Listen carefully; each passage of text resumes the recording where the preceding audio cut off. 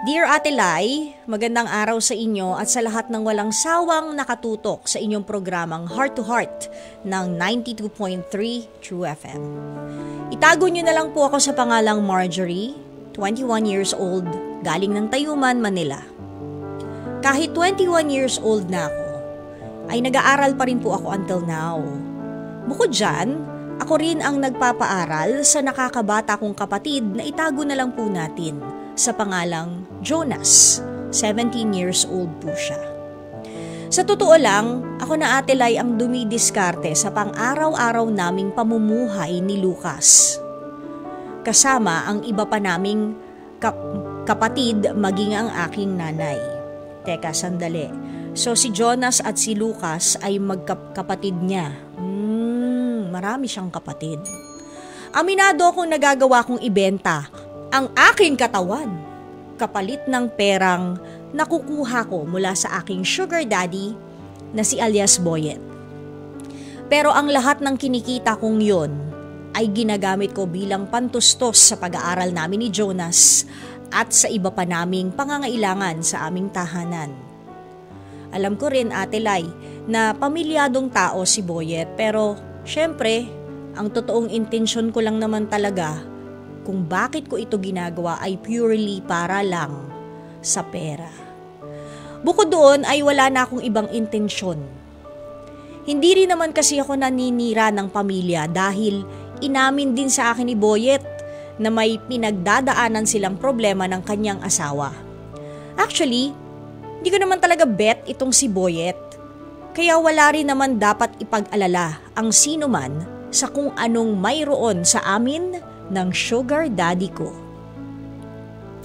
Pakiramdam kasi ni Boyet, Ate Lai, mas nagiging bagets ang tingin niya sa kanyang sarili sa tuwing may karelasyon itong bata, kaparehas sa ginagawa niyang ganap sa akin. Actually, hindi rin naman alam ng nanay at mga kapatid ko kung saan ko nakukuha ang perang ibinibigay ko bilang pantulong sa kanila. Kaya nga until now, hindi ko na alam ang gagawin ko sakaling itigil ko ang ganitong klase ng hanap buhay na mayroon ako. Paano na lang ang kinabukasan ng pamilya ko? Paano na lang yung mga pangarap ko? Umaasa ako Ate Lai na makakakuha ko ng payo mula sa iyo at sa lahat ng nakatutok sa inyong programang Heart to Heart. Maraming salamat po at more power sa inyong radio show. Lubos na nagpapasalamat, Marjorie. So ang kwento, si Marjorie, dahil sa hirap ng buhay at siya yung tumatayong breadwinner, napilitan siyang ibenta ang kanyang katawan kapalit syempre ng pera para mabuhay yung kanyang pamilya. Breadwinner siya, siya yung panganay, may mga kapatid siya, pati na rin si mother. Ayun, doon niya ginagastos yung mga nakukuha niya mula sa kanyang sugar daddy. So ngayon, sabi nga niya, hindi rin naman niya yun ginusto, kaya lang wala na siyang ibang naiisip pang paraan at humihingi nga siya sa atin ng payo kung paano bang gagawin niya. Medyo nakakalungkot lang din kasi yung mga ganitong klaseng storya, parang iniisip ko na rin, sana napupunta yung morals natin. Pero kasi alam nyo mga kapatid, hindi ako nagja-judge dito kasi kung titimbangin nyo, meron talagang mga ganyang klase ng tao na sa sobrang desperado na, kailangan nilang mabuhay, no? O buhayin yung kanilang pamilya, kahit ano gagawin na nila para lang kumita ng pera, para may maihain na pagkain sa lamesa, para hindi kumakalam ang mga sikmura ng mga kaanak niya. So siguro, ganon ang nangyari kay Marjorie. Pero Marjorie, paalayla lang din, katulad nga nung sinabi ni Gerald na usual na sinasabi yon ng mga lalaki. Bukod ron, baka hindi mo lang din nare-realize, Tita Marjorie o Ate Marjorie, na ang ginagawa mo ay definition ng prostitution. Kapag ikaw ay may check na may kapalit na pera, yan ay automatic na prostitution. At ayon sa Revised Penal Code, wow, matalino tayo today. Ayon sa Revised Penal Code, Article 202, ang prostitution po ay isang krimen dito sa Pilipinas, maaari kayong makulong at magmulta. So, Marjorie, baka nga ikaw ay mahuli. Yun yung ine-explain ni Gerald kanina, 'di ba? Women who, for money or profit, habitually indulge in sexual intercourse or lascivious conduct are deemed to be prostitutes. Medyo ang sakit lang siguro pakinggan para kay Marjorie, pero sana yung binasa ko made you realize that ganon ang ginagawa mo.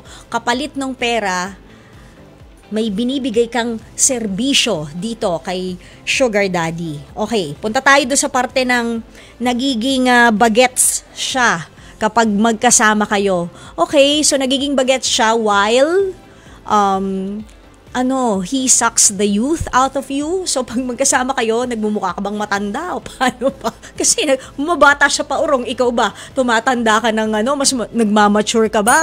Or yung itsura mo medyo natutuyot na rin, 'di ba? So medyo another nakakalungkot, 'di ba?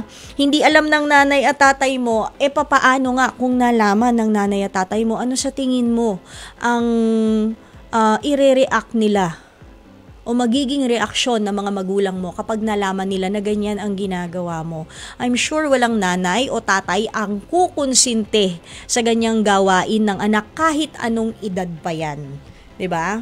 And sabi mo, wala ka namang nararamdaman.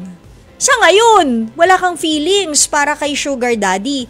What if tumagal ang ganyang pagka-casual ninyo? Pagkatapos nagkaroon ka na rin, na-fall ka na din, papaano yun? Anong gagawin mo? Na-invest mo na lahat. 'Di ba? Siguro, ang mas maganda, kung hindi mo maialis yung sarili mo agad-agad sa ganyang klaseng gawain. Binibigyan ka niya ng pera kapalit ng serbisyo. Ipunin mo yung iba. Pagkatapos, pag malaki na, magtayo ka ng negosyo o yung mga magulang mo, bigyan mo ng negosyo para hindi ka ganyan habang buhay. Wag mo na rin intayin na, hindi, tinatapos ko lang kasi to, Ate Lai, para pagka-graduate ko. Hindi naman siguro kailangan, 'di ba, na antayin mo yung graduation mo para lang makagraduate ka and then sisweldo ka na dahil may trabaho ka na, kaya mo nang tustusan yung pangangailangan ng mga kapatid mo. Siguro mas maganda kung ngayon pa lang putulin na natin ang ugnayan na yan kasi nakakatakot din yan. Hindi mo alam kung ano yung capacity ng asawa niya. Baka mamaya may yung din yan, sinusundan na pala kayo. Paano kung mapahama ka din? At tama si Gerald, bata ka pa day, 21, no? 21 years old ka pa lang. So bata ka pa. Marami ka pang mahahanap na iba. Marami ka ring mahahanap na trabaho sa edad mo. Kung sabi mo nga, 'di ba, ganda. Kung siguro ganda ang puhunan mo, di mag-modeling tayo. Hindi ba? Bakit hindi rin natin subukan ang social media? Marami nang yumaman sa TikTok. Social media, hindi ba? Subukan natin yan, yung mga paipon-ipon ng stars, o kaya apply sa ibang klaseng mga pagtatrabahunan. Katulad nga nung katulad netong sinabi nung isa nating nakatambay dito sa FB Live, si Remy Lapasaran Prencilio. And always remember, sa pananaw naman po ng Katoliko, remember, Marjorie, ito sumasanib na ang pagkatita at pagka-conservative ni Laila. Always remember that our bodies, it's the temple of the Holy Spirit. Okay? So yan. Isipin natin yon. Okay, Marjorie, sana natulungan ka namin sa iyong sitwasyon and sana sa susunod mong pagsulat sa amin, maligaya, may sarili ka ng love life, may sarili ka ng negosyo at hindi ka na sugar daddy, ikaw na ang sugar mommy. Ay, mali, sorry. Ikaw na ang bumubuhay sa pamilya mo ng marangal. Okay?